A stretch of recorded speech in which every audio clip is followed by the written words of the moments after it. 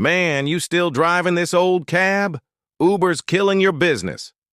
The passenger in the back laughed, scrolling through his phone.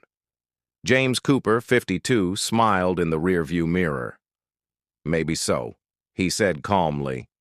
But this cab's seen more stories than a screen ever will. It was a humid night in Miami, Florida, and James had been on shift for 14 hours. He'd driven doctors, lawyers, drunk tourists, and people who forgot he even existed 5 seconds after they paid. He never complained. He just kept the cab clean, the music soft, and the ride safe. That night, near midnight, he got a call from dispatch, a pickup at a hospital. When he arrived, a nurse waved him over. "Can you take this patient home?" she asked.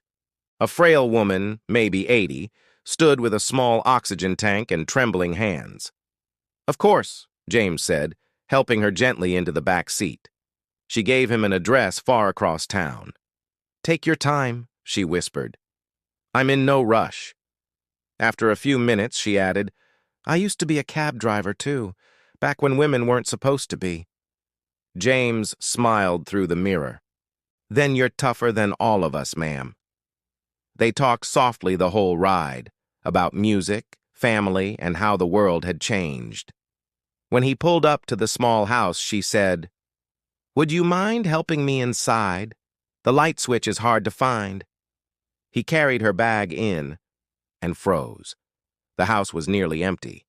Just a single chair, an old photo, and a hospice bed. She looked at him and said, "I don't have family anymore. I just wanted company one last time." James swallowed hard. He stayed with her that night, listening to her stories until she fell asleep. When she passed quietly 2 days later, the hospice nurse told him she'd left a note. "To the man who drove me home, you reminded me that kindness is still alive on the road." A few weeks later, a lawyer contacted James. The woman had left him something in her will, her old yellow taxi license and a check for $10,000. With that money, James started a small foundation called The Last Ride, offering free transportation for terminally ill patients who had no family to visit them. Now, on the back seat of his cab, a small sign reads, "Sometimes the longest trips aren't about distance, they're about compassion." When a passenger once asked why he kept driving when he could retire, James smiled. "I guess I'm just not done giving people a way home yet."